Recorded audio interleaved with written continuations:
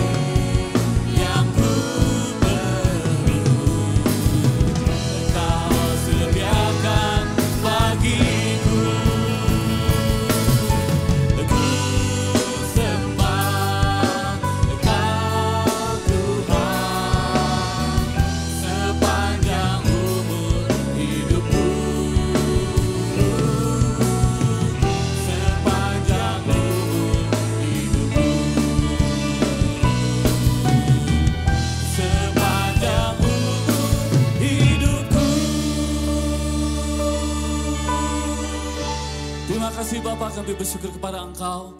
Kasih-Mu ya Tuhan yang memenuhi kebutuhan dan kehidupan kami. Terima kasih, kami bersyukur kepada Engkau. Haleluya. Amin. Ku dicintai dan dianugerahi oleh karena kasih-Nya.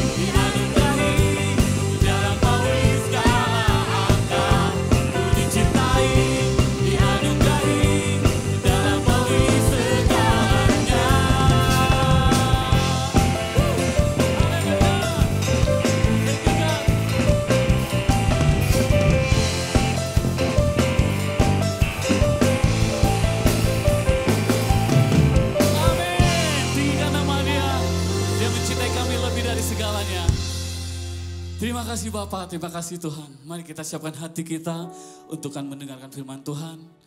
Karena Dia Bapa yang baik. Terima kasih Tuhan Yesus.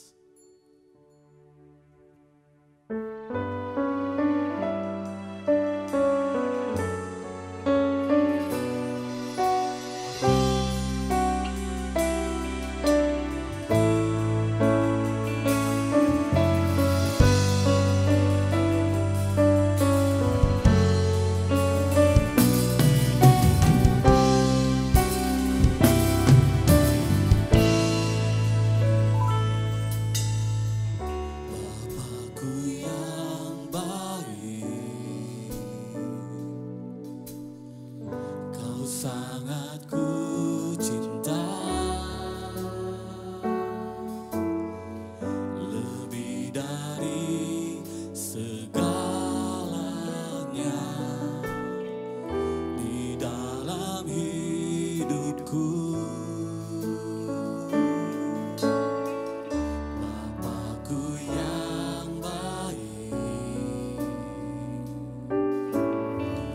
Engkau yang ku perlu.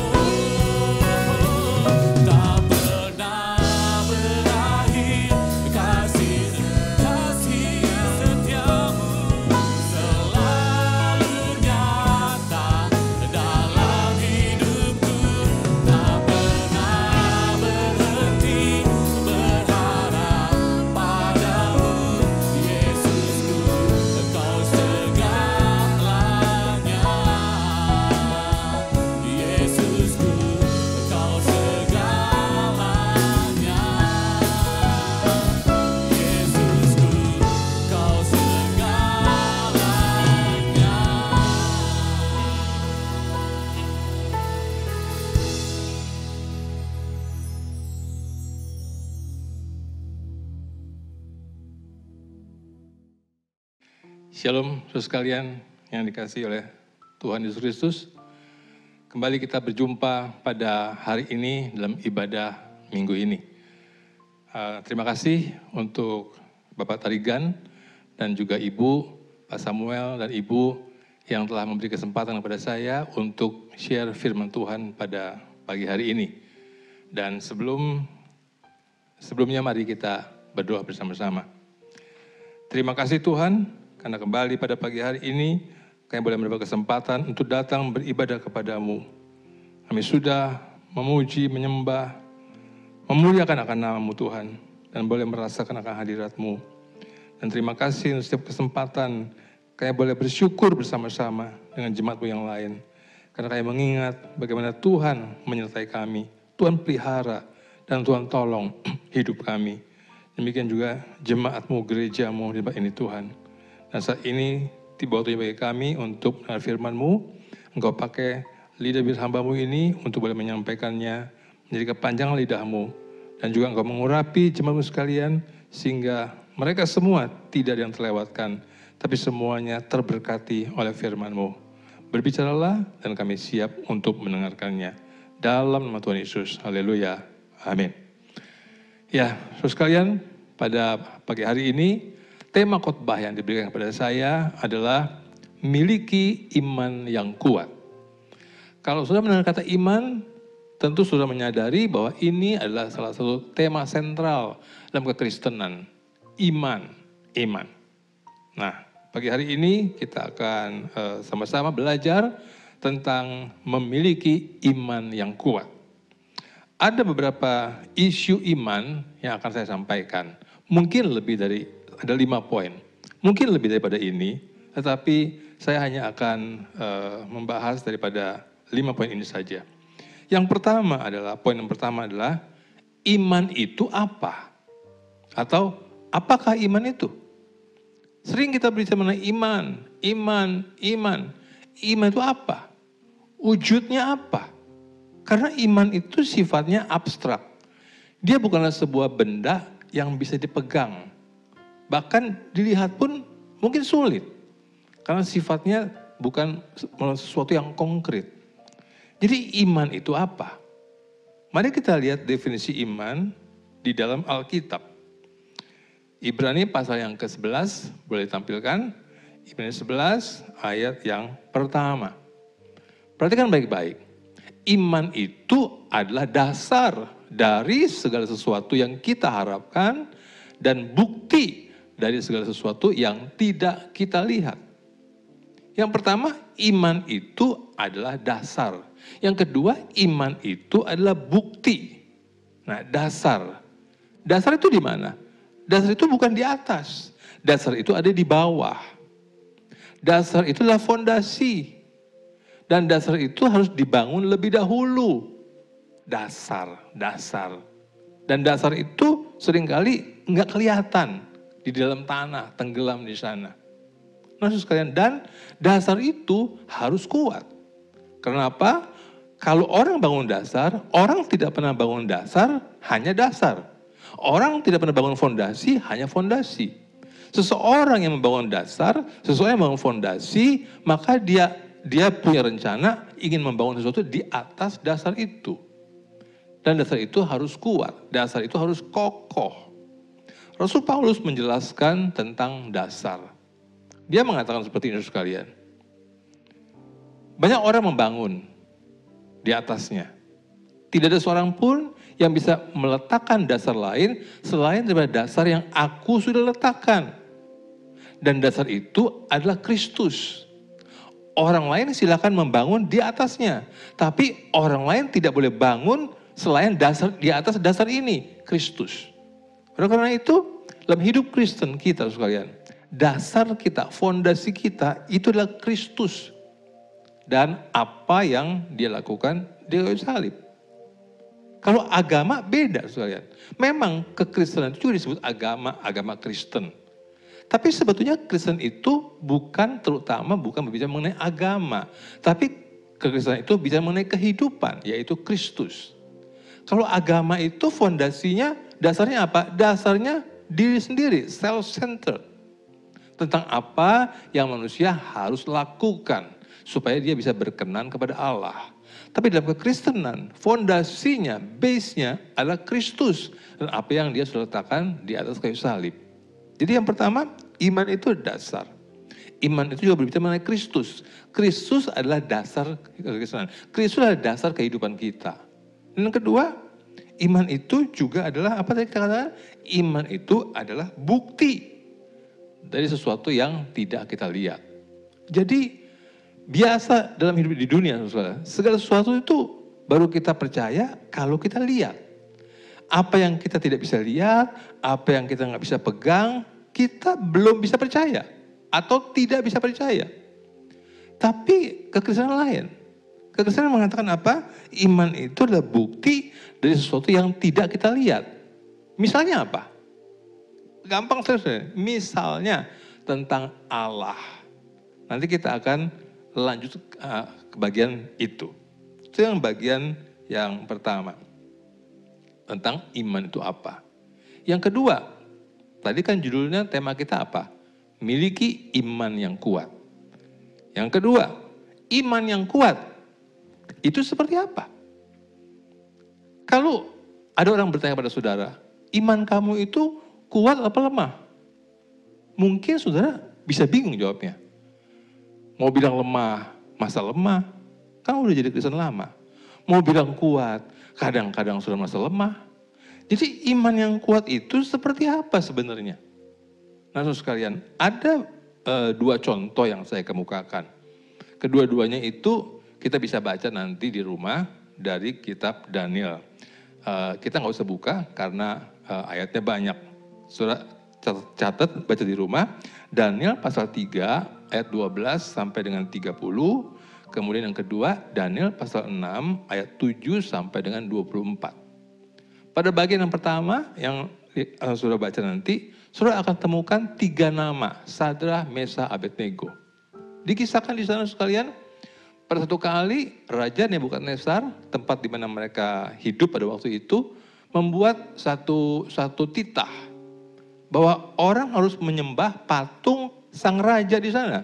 Tidak boleh menyembah kepada dewa-dewa yang lain. Hanya boleh menyembah kepada patung Nebukadnezar yang dibuat di sana. Tapi mereka bertiga tidak mau. Oleh karena mereka hanya menyembah kepada Allah yang mereka kenal. Ya waktu itu tentunya belum ada nama Yesus. Tapi mereka menyembah Allah, Yahweh, Yehova. Oleh karena itu mereka ditangkap sekalian. Ditangkap oleh prajurit-prajurit sang raja. Lalu sang raja mengatakan, kenapa kamu tidak mau menyembah saya? Kalau kamu menyembah saya bebaskan. Tapi kalau kamu tidak menyembah saya, maka kamu akan dihukum. Hukumannya berat sekalian. Nggak main-main. Bukan hanya hukum penjara, ditangkap atau hukuman mati, tapi hukuman dimasukkan ke dalam kuali yang panas. Saudara pernah nggak masak kecipratan minyak? Sakitnya kayak apa? Tapi ini dimasukkan kuali yang panas. Dan mereka bilang begini, seandainya Allah yang kami sembah bisa menolong kami selamat. Tapi seandainya Allah yang kami sembah tidak bisa menyelamatkan kami, ya sudah, kami tetap tidak akan menyembah patung yang Tuhan dirikan. Marahlah si raja itu. Makanya dia perintahkan itu kualinya minyaknya itu dipanaskan 7 kali lipat. Dan kemudian beberapa prajurit yang kuat, gagah perkasa disuruh mengangkat mereka lalu melemparkan mereka ke dalam kuali itu. Dan karena begitu panasnya kuali itu sampai yang melemparkannya saja mati terbakar sekalian. Tapi ketika 3 orang itu naik ke atas kuali, raja kaget. Karena dia bilang, loh kan yang naik 3. Kenapa lihat ada 4 pribadi di sana? Ternyata itu adalah pribadi Tuhan di sana sekalian. Singkat cerita, sang raja kaget dan kemudian mereka dipanggil keluar. Dan sebaliknya daripada marah, maka sang raja itu kemudian juga memerintahkan kepada orang-orang untuk menyembah daripada Allahnya Sadrah, Mesah, Abednego. Yang kedua dikisahkan tentang Daniel. Hal yang sama juga. Daniel ditangkap oleh raja karena tidak mau menyembah patung sang raja. Raja mengatakan, tangkap Daniel, lempar ke dalam gua singa. Kalau saya mau lempar ke sana, siapa yang bisa sama dengan kamu? Tapi Daniel tetap setia kepada Allah. Meskipun ancamannya begitu mengerikan. Waktu itu dilempar, nggak ada suara apa-apa. Tapi sepertinya raja mengasihi Daniel. Karena Daniel pernah menolong dia. Memberikan hikmat tentang mimpinya. Makanya besok pagi-pagi sang raja datang ke pinggir gua itu lalu berteriak, Daniel, apakah Allah yang kamu sembah itu sanggup menyelamatkan kamu? Lalu Daniel menjawab, iya saya selamat. Karena rupanya kemarin ketika Daniel dilempar ke gua singa, maka Allah menutup mulut singa itu. Sehingga sekarang raja mengeluarkan Daniel dan semua orang yang telah memfitnah Daniel, mereka sekeluarga, anak istri ditangkap, dilempar ke gua singa dan semuanya habis dibunuh oleh singa itu. Jadi iman yang kuat itu adalah, saudara sekalian, adalah iman yang teguh ketika menghadapi persoalan. Seringkali, saudara sekalian, kalau saya perhatikan, baik itu kehidupan pribadi sendiri maupun beberapa orang yang saya sempat melihatnya, seringkali kita itu merasa beriman ketika keadaan semua baik, saudara sekalian. Lagi sehat, keuangan lagi bagus, lagi diberkati, order lagi banyak, keluarga lagi harmonis. Wah, kita rasanya sangat beriman. Kalau ada pendeta khotbah dan dia berkata, Tuhan baik, Tuhan selalu menolong, amin. Wah, kita berteriak paling kenceng, amin. Tapi ketika keadaan berbalik, mungkin finansial merosot, kesehatan merosot, keluarga sedang ribut.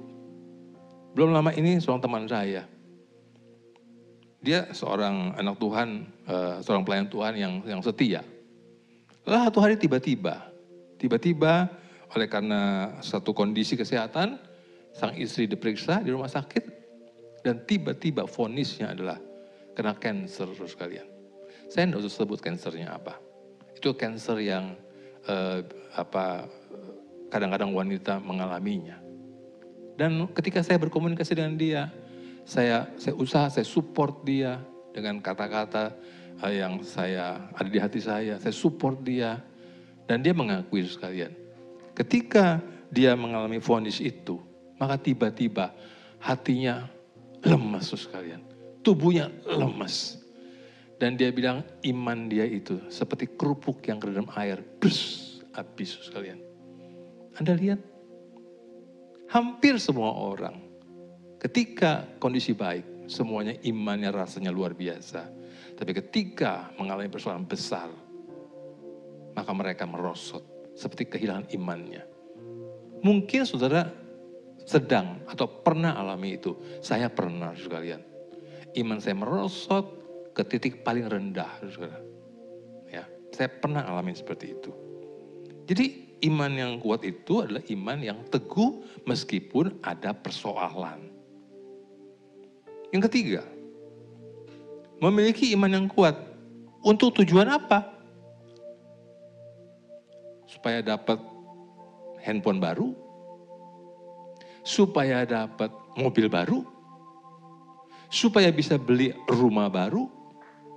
Oh, oke saya sekalian.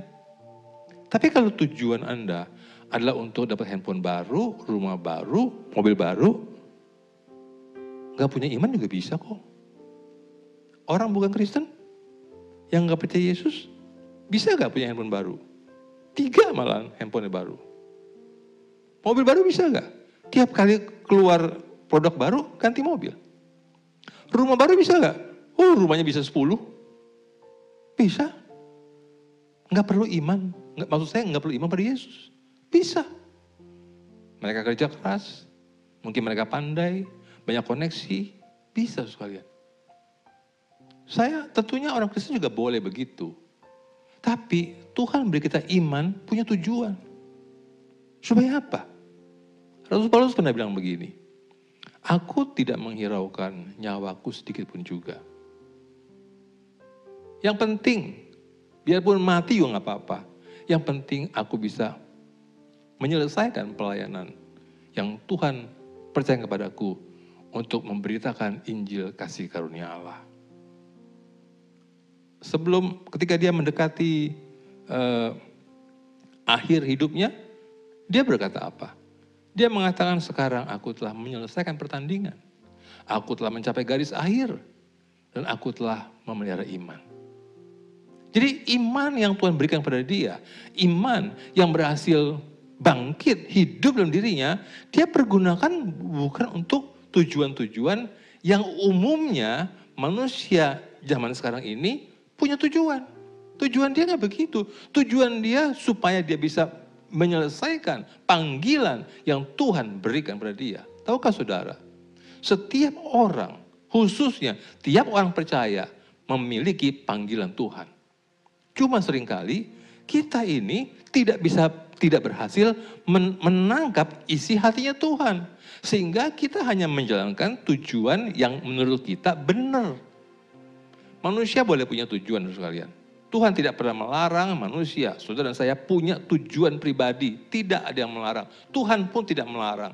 Tuhan pun senang kalau kita bisa mencapainya. Tetapi saudara harus paham, di samping kita diperbolehkan menjalankan tujuan kita sendiri, Tuhan punya tujuan buat hidup kita. Tuhan punya panggilan buat hidup kita. Oleh karena itu kitab Mazmur 139 mengatakan apa? Di dalam kitabmu semuanya tertulis hari-hari yang akan dibentuk sebelum ada satupun daripadanya. Tuhan punya panggilan buat hidup saudara. Kenapa Tuhan panggil Anda menjadi orang Kristen? Kenapa Tuhan panggil Anda menjadi anak Tuhan? Bukan sekedar supaya nanti kalau meninggal saudara pulang ke surga. Bukan supaya dalam hidup dunia ini sudah diberkati, toh. Bukan hanya itu. Tapi Tuhan punya tujuan, Tuhan punya panggilan buat hidup saudara, buat hidup saya. Pertanyaannya adalah, apakah kita berhasil menangkap isi hati Tuhan yang Tuhan mau tentang panggilan hidup kita? Jadi itulah tujuan kenapa kita mesti punya iman yang kuat. Coba saudara renungan kembali. Tentunya saudara juga merasakan butuh iman yang kuat. Tapi apakah tujuannya sama seperti tujuan Tuhan ketika memberikan iman itu kepada saudara? Selain itu, iman yang kuat adalah supaya kita bisa mencapai garis akhir perjalanan kita. Ada beberapa contoh yang pernah saya baca, sekalian. Bahkan hamba-hamba Tuhan yang luar biasa, yang disebut pendekar di dalam kekristenan di Amerika. Ada orang yang bisa mengakhiri pelayanannya, umurnya lanjut, 90 masih pelayanan. Ada yang umur 30-an, mungkin sampai 40, berhenti tengah perjalanan. Padahal pelayanan mereka luar biasa, berkhotbah di tenda-tenda besar, ribuan orang yang datang. Ya, tapi mereka bisa berhenti tengah perjalanan. Ada banyak jenderal Tuhan gugur di tengah perjalanan dalam mengiring Tuhan. Oleh karena itu kita butuh iman yang kuat. Bukan hanya untuk supaya diberkati di dunia ini. Bukan itu sekalian. Tapi supaya kita bisa mengiring Tuhan sampai garis akhir, bisa melayani Tuhan seumur hidup kita. Yang keempat, ini poin yang mungkin saya kira perlu saudara, saya terlupa.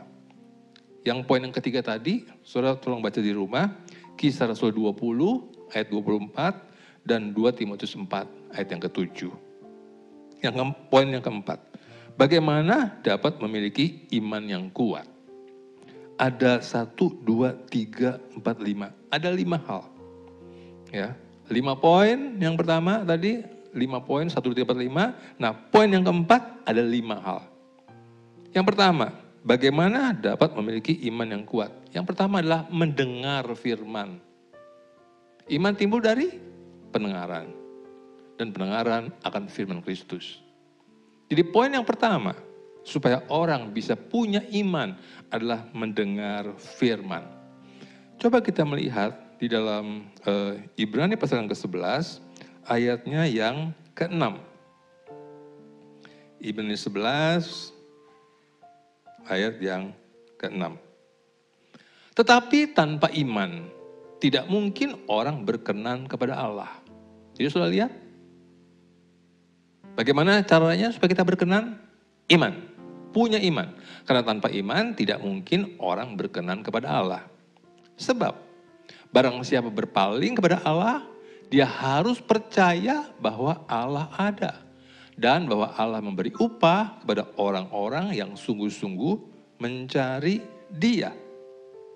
Jadi untuk memiliki iman yang kuat, yang pertama-tama adalah percaya bahwa Allah ada. Kalau saudara belum bisa sampai pada titik ini, saudara tidak bisa mengawali hidup Kristen Anda. Gak bisa. Setiap orang yang belum bisa percaya bahwa Allah itu ada, maka orang itu tidak bisa memulai perjalanan Kristennya. Karena untuk memulai sebuah perjalanan hidup Kristen, pertama-tama dia harus percaya bahwa Allah itu ada. Mungkin orang berkata, kalau Allah betul ada, buktikan. Memang harus sekalian. Secara kasat mata, kita tidak pernah bisa membuktikan bahwa Allah itu ada. Tetapi saudara, orang yang berkata bahwa Allah itu tidak ada, bahwa Allah itu, buktikan Allah itu ada. Orang itu bisakah membuktikan bahwa Allah tidak ada? Buktikan bahwa Allah ada. Bagaimana kalau kita bertanya balik? Buktikan bahwa Allah itu tidak ada. Pernah ada satu orang, ini cerita. Dia sedang dicukur rambutnya. Lalu yang mencukur cerita tentang Tuhan. Yang sedang dicukur bilang, Tuhan gak ada. Tuhan gak ada. Lalu yang mencukur bilang begini, oh kalau begitu engkau Tuhannya. Kalau engkau bilang Tuhan gak ada, kalau engkau bilang Allah gak ada, berarti kamu Allahnya. Kaget kan dia? Dia bilang, loh kenapa saya? Iya, karena Allah itu maha hadir. Dia di mana-mana ada. Berarti engkau juga ada di mana-mana. Sehingga engkau bisa membuktikan pada saat yang sama engkau ada di sini, pada saat yang sama engkau juga di sono, pada saat yang sama engkau di situ, pada saat yang sama engkau di tempat lain. Dan engkau membuktikan bahwa di mana-mana engkau ada, Allah tidak ada. Berarti engkaulah Allahnya. Lihat. Kalau manusia belum bisa buktikan bahwa Allah ada, juga tidak ada manusia yang bisa membuktikan bahwa Allah tidak ada. Tapi ayat ini enggak stop di situ. Dikatakan apa? Pertama-tama percaya Allah ada, meskipun nggak kelihatan. Udah, percaya aja dulu. Percaya aja dulu. Buktikan. Udah, stop. Nggak bisa. Nggak bisa. Percaya dulu. Nanti step by step, lewat pengalaman pribadi, baru dia bisa semakin diyakinkan bahwa Allah itu sungguh-sungguh ada. Nah, kalau udah mulai percaya, sudah berhasil melewati titik yang pertama, enggak stop di sini. Enggak cukup kita cuma bilang, saya percaya Allah itu ada. Enggak cukup. Terus apa dong? Ayat berikutnya mengatakan apa? Dan bahwa Allah memberi upah kepada orang yang sungguh-sungguh mencari Dia. Jadi enggak cukup kita cuma bilang, saya percaya. Tidak. Harus bersungguh-sungguh mencari Dia. Di dalam teks aslinya, saudara sekalian, dalam teks aslinya itu kata sungguh-sungguh mencari, dalam teks Yunani, itu exetosin. Kata aslinya exeteo. Artinya apa?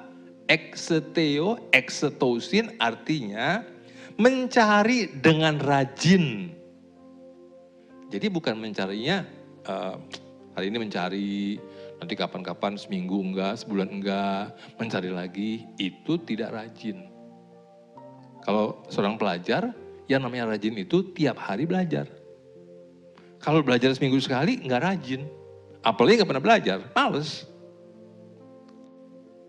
Mencari dengan sungguh-sungguh, exetosin, mencari dengan rajin. Dan arti yang lain adalah bahkan seperti menuntut.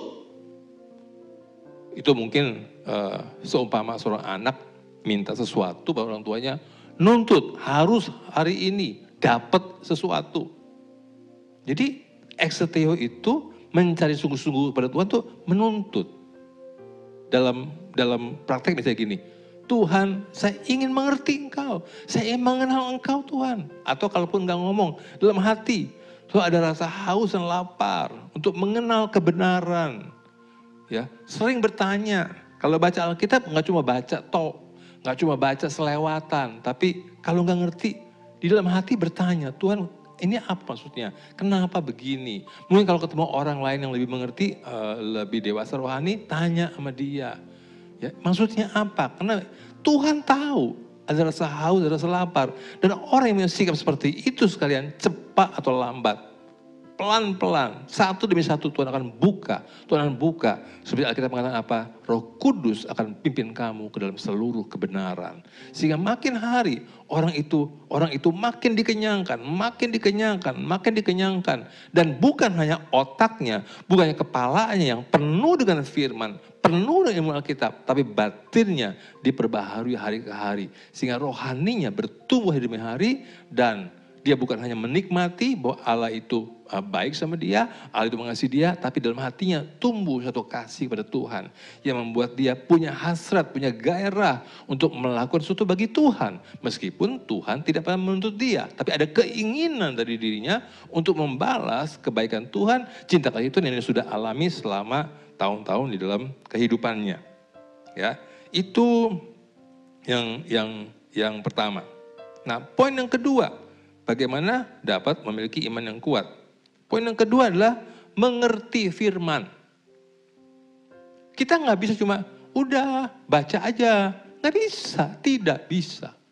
Yang penting kamu baca, no. Udah baca, lakukan, no. Mengerti.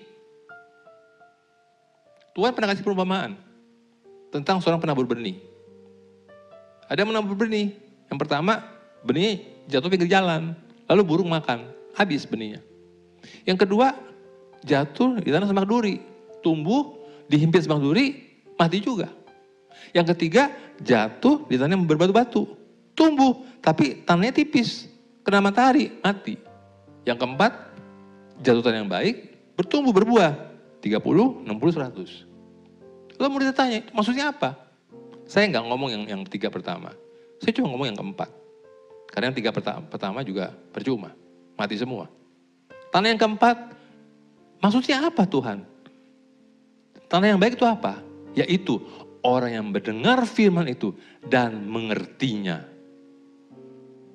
Dan mengerti itu sekalian, untuk mengerti itu kan perlu serius. Saudara belajar di sekolah, matematika. Ya kalau yang jenius, diajarin sebentar langsung ngerti. Kalau yang murid yang di bawah itu, yang biasa, yang pertama nggak ngerti. Kan mesti ngulang lagi, baca lagi. Kalau nggak ngerti tanya orang lain, yang teman yang lebih pinter, tanya guru. Sehingga kemudian satu hari, oh begitu maksudnya, ngerti.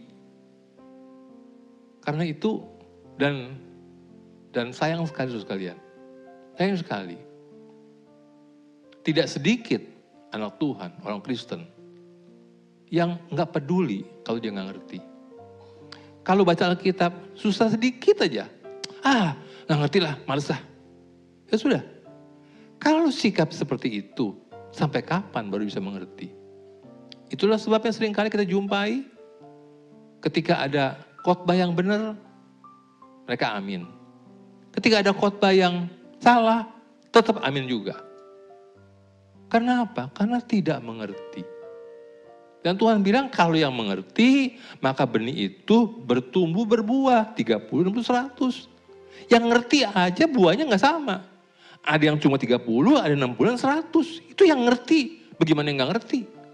Yang paling buruk itu yang pertama. Sama sekali gak ngerti. Sehingga gak sempat tumbuh. Kalau tanah kedua, tanah ketiga sempat tumbuh. Meskipun dihimpit. Meskipun layu kena panas. Yang pertama paling buruk. Sama sekali gak ngerti. Tabur, dimakan burung. Masuk ke gereja, dengar khotbah, masuk kiri, begitu turun, keluar dari gedung gereja, keluar dari kanannya. Makanya saya pernah menjumpai seorang teman, persekutuan dari dulu. rajin ikut seminar, rajin sekali. Lalu saya nggak ketemu dia 15 tahun. Saya ketemu lagi. Di mana? Di tempat seminar lagi. Luar biasa nggak? Jadi dia pergi dari seminar ke seminar ke seminar. Lalu saya tanya, kamu pelayanan? Nah, tapi yang udah kayak begitu, pertanyaannya masih aneh. Dia masih bertanya, hadirat Tuhan itu seperti apa sih? Lu aneh gak? Ikut seminar berkali-kali, mungkin puluhan ratusan kali, tapi masih tidak mengerti hadirat Tuhan itu kayak apa. Itulah sering kali kita ketemukan hal yang seperti itu.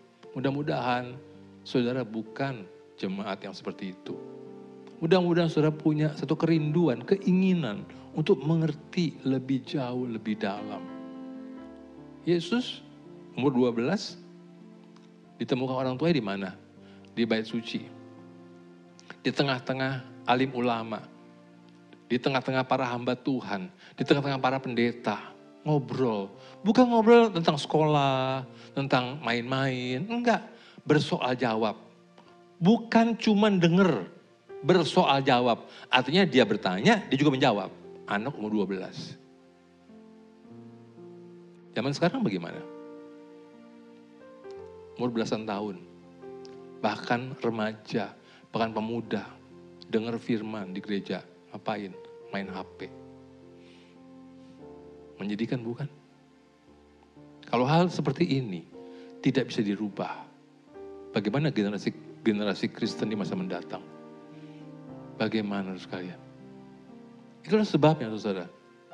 Ya, setiap keluarga yang punya anak-anak Kristen, Anda sebagai orang tua, Anda punya kewajiban untuk juga berperan serta, memberikan satu arahan dalam kekristenan, dan tidak hanya mengandalkan kepada guru-guru sekolah minggu di gereja, tidak mengandalkan kepada para pengkhotbah di gereja, tapi sudah punya tugas, tanggung jawab untuk menanamkan nilai-nilai Kristus dalam kehidupan mereka. Karena kondisi sekarang sangat mengerikan sekalian. Hiburan begitu sangat mudah didapat. Gak usah ke bioskop, gak usah di genggaman tangan. Tiap hari, kalau kuat, kalau gak ngantuk, 24 jam bisa pegang HP. Yang penting ada internet, ada kuota. Menakutkan bukan? Hiburan apa saja sudah bisa dapat. Yang berikutnya, untuk memiliki iman yang kuat, melakukan firman. Melakukan. Tuhan bilang, orang yang mendengar firmanku, melakukan, dia sama seperti orang yang bangun rumah di atas batu. Rumahnya jadi, datang banjir, rumahnya berdiri, kokoh. Karena bangun rumah di atas batu. Beda orang yang dengar firman, nggak melakukan. Dia bangun rumah seperti di atas pasir. Waktu ada banjir, roboh rumahnya rusak. Jadi untuk memiliki iman yang kuat, kita bukan hanya mendengar firman, bukan hanya mengerti, tapi pun melakukan firman itu. Baru imannya itu bertumbuh dengan kuat. Poin yang berikutnya, yang ke 1, 2, 3, 4 adalah mengenal Tuhan. Mengenal. Nah ini lebih maju lagi nih. Ya, bukan cuma sekedar dengar firman, ngerti, lakukan, tapi mengenal Tuhan. Mengenal pribadinya. Mengenal. Kata mengenal sini bukan cuma tahu loh. Karena kalau ditanya, kenal gak sama Pak Jokowi? Mungkin tanpa sadar kita bilang kenal. Enggak, cuma tahu. Sering baca di surat kabar, di majalah, baca berita di internet, lihat di YouTube, televisi dan sebagainya. Bukan kenal, cuma tahu. Kenal itu, yang kenal dia itu ya istrinya, anak-anaknya. Kenapa? Karena tiap hari mereka bergaul. Bagaimana kalau dia marah, bagaimana kalau dia senang, dan sebagainya.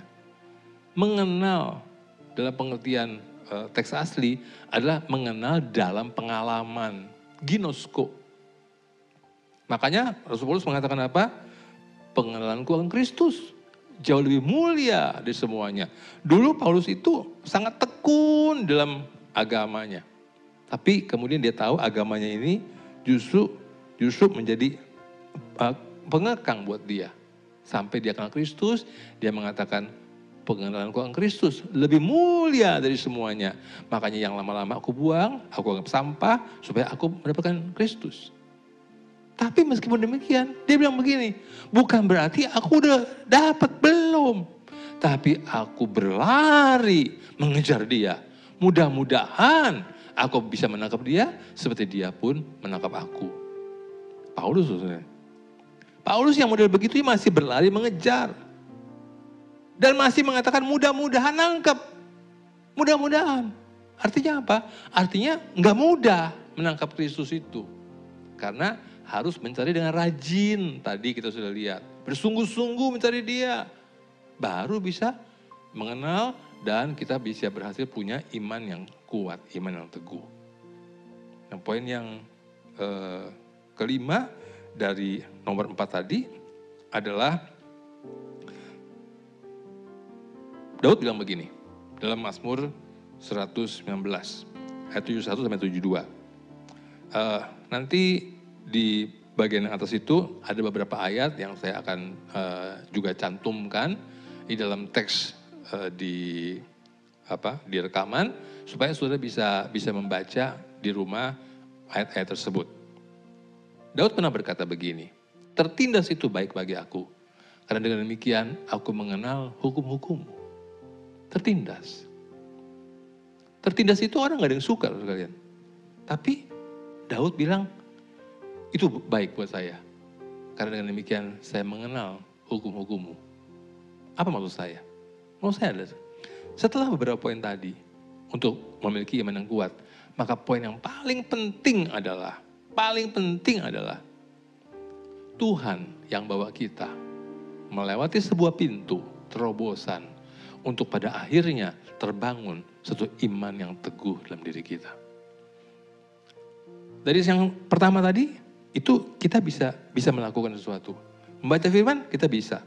Mengerti firman, kita bisa. Melakukan, kita bisa. Mengenal, kita bisa. Tapi terobosan, pada akhirnya Tuhan yang bawa kita. Dan dari pengalaman beberapa orang, termasuk pengalaman saya, terobosan semacam itu biasanya bukan didapat melalui kesenangan. Tapi terobosan seperti itu, terobosan iman, kita dapat melalui ketika kita melewati penderitaan yang kita alami. Bukan dari Tuhan. Tuhan tidak berikan penderitaan, Tuhan tidak pernah memberikan penderitaan, tidak. Kita yang mengalami, tapi lewat itu, Tuhan berkesempatan memakai itu untuk pada akhirnya membawa kita menerobos, memasuki suatu level berikutnya di dalam kehidupan Kristen kita, yaitu mengalami dia lebih penuh lagi. Sehingga hari-hari berikutnya menjadi hari yang berbeda buat kita. Bagian yang terakhir, bagian yang kelima. Apa dampaknya kita memiliki iman yang kuat? Dampaknya apa dong?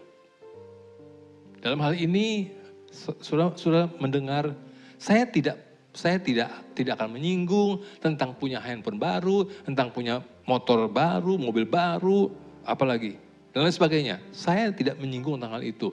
Kalau saudara ingin semua itu, Tuhan bersedia. Tuhan tidak melarang Anda memilikinya. Tapi Anda harus bekerja dengan sungguh-sungguh. Anda harus investasikan diri Anda. Mungkin dengan pengetahuan dan kursus dan lain-lain, seminar dan lain-lain. Supaya Anda punya skill yang bagus dalam bekerja. Dan dengan demikian Anda bisa mendapatkan income yang bagus. Diri Anda bisa dihargai dengan baik. Untuk Anda bekerja, mungkin di kantor, di perusahaan besar. Sudah keterima, tentunya dengan salary yang bagus, salary yang tinggi. Itu kalau Anda ingin semua itu. Tapi iman bukan diperuntukkan untuk itu. Dampaknya apa? Yohanes 20 ayat 29. Ya. Yohanes 20 ayat 29, berbahagialah. Ini ketika Tuhan Yesus bertemu dengan Thomas waktu kebangkitannya. Dan Thomas nggak percaya. Thomas bilang, kalau saya belum rasa lubang paku di tangannya, saya nggak percaya. Lalu tiba-tiba Tuhan muncul. Tuhan muncul dan Tuhan mengatakan apa? Berbahagialah orang bukan yang ini. Yohanes 20 ayat 29. Yohanes 20 ayat 29. Ya. Kata Yesus kepadanya, karena engkau telah melihat aku, maka engkau percaya. Berbahagialah mereka yang tidak melihat namun percaya. Jadi Tuhan bilang, kalau percaya meskipun belum melihat, engkau berbahagia. Dan hanya orang yang punya iman yang kuat, yang bisa percaya meskipun dia tidak melihat. Dan dampaknya adalah dia orang yang berbahagia. Ketika Anda bisa percaya Tuhan, meskipun Anda belum pernah lihat. Anda percaya dia menyertai, meskipun Anda sudah belum pernah melihat. Anda percaya Tuhan nggak tinggal diam. Tidak pernah meninggalkan saudara. Saudara nggak pernah lihat dia ada di sini, di situ. Tapi saudara percaya, Anda bahagia. Ya. Saudara percaya, dia menyertai. Dia ikut campur dalam setiap langkah hidupmu. Anda percaya betul-betul. Meskipun Anda seperti tidak melihat dia berbuat sesuatu. Bahkan kadang-kadang sudah melihat bahwa perjalanan Anda ini sedang stagnasi. Sedang mengalami rintangan, persoalan besar. Tapi entah bagaimana Anda percaya dia ikut campur dalam pekerjaan itu. Saya mau bilang, Anda bahagia. Bukan cuma bahagia, sekedar bahagia. Tapi hati Anda, you can feel such a happiness in your heart. Kau bisa mengalami bahagia seperti itu dalam hatimu. Dan ayat yang terakhir kita lihat 1 Petrus 1 ayat yang ke-8. Sekalipun kamu belum pernah melihat dia, namun kamu mengasihinya. Kamu percaya kepada dia, sekalipun kamu sekarang tidak melihatnya. Kamu bergembira karena sukacita yang mulia dan yang tidak terkatakan. Ada amin. Perhatikan baik-baik. Ya, kamu belum pernah melihat dia. Saudara pernah lihat dia? Nggak pernah. Cuma lihat gambar, ceritaan sekolah minggu tentang Yesus. Namun demikian, percaya. Udah berapa tahun? Dari sekolah minggu sampai sekarang, sudah berapa puluh tahun. Anda percaya. Bukan percaya, Anda semakin mengasihi dia. Dan karena itu, kamu bergembira. Oh bergembira. Dan karena sukacita yang mulia dan yang tidak terkatakan. Kalau sudah berhasil menjalankan melangkah satu demi satu, poin demi poin yang tadi sudah dengar. Kalau sudah masih kurang ingat, dengan ulang khotbah ini. Kalau sudah bisa lewati poin demi poin, maka pada akhirnya sudah akan mengalami sebuah terobosan di mana sudah mengalami kegembiraan, sukacita yang tidak terkatakan. Yang sudah tidak pernah menyangka. Kalau sudah belum pernah alami, sudah nggak tahu. Sama seperti halnya orang yang tidak mengalami, katakanlah misalnya sesak napas umpamanya. Yang tidak pernah alami sesak napas, oh iya, belum namanya teman saya. Alami kena COVID. Sayangnya meskipun dia sudah rasa gejala, demam, batuk-batuk, badan sakit, udah rasa begitu masih nggak berangkat. Masih cuma ke klinik aja, pengobatan. Sampai malam udah sesak napas, baru ke rumah sakit. Akibatnya apa? Lebih dari 1 bulan di rumah sakit, pakai oksigen terus. Dan itu pun pemulihan jadi lambat. Ya. Orang yang nggak pernah sesak napas, nggak tahu, nggak bisa merasakan. Tapi kalau sudah pernah, baru tahu. Demikian juga, ada sukacita mengiringi Tuhan yang Anda tidak pernah tahu itu ada sebelum Anda bisa mengalaminya. Tapi saya mau katakan pada saudara, ada satu jenis sukacita yang luar biasa bagi orang-orang yang berhasil Tuhan bawa melewati sebuah terobosan, mengalami sukacita sejati dari kehadiran Tuhan dalam hidupnya. Oleh karena itu, saya mau bilang pada saudara, apapun yang kau sedang alami saat ini, khususnya yang sedang tidak baik, yang sedang terpuruk karena masalah COVID, saya mau bilang, jangan pernah berpikir, kalau Tuhan ada, kenapa saya begini? Kalau Tuhan ada, kenapa? Kok dia nggak tolong saya? Saya mau bilang sama saudara, sepertinya Tuhan tidak menolong saudara. Tapi saya mau katakan, di balik itu yang saudara nggak lihat, saudara nggak rasakan, Tuhan tetap sedang menolong Anda. Tuhan tetap sedang memberkati Anda. Tuhan tetap sedang menyertai Anda. Hanya saudara perlu setia, perlu tetap percaya, dan engkau akan melihat Tuhan turut bekerja dalam segala sesuatu untuk mendatangkan kebaikan bagi engkau. Every detail in your life is continually woven together to bring good for you and for me. Mari kita berdoa. Tuhan, terima kasih buat hari ini, di mana kami sudah menyelesaikan mendengar sebagian kecil daripada firman-Mu. Aku percaya firman-Mu tidak akan kembali dengan sia-sia, tapi firman itu akan melaksanakan apa yang Kau kehendaki dan pasti berhasil dalam apa yang Kau suruhkan kepadanya. Tuhan, berkati jemaat-Mu di tempat ini, berkati Bapak Gembala, Ibu Gembala, keluarga besar, tim pelayanan, berkati mereka, biar semakin hari semakin ditumbuh oleh Tuhan, dan semakin punya pengalaman pribadi yang membuat mereka bersuka cita, mengalami sukacita Kristus dalam kehidupan mereka. Terima kasih Tuhan, terima kasih. Dalam nama Tuhan Yesus, haleluya, amin. Amin.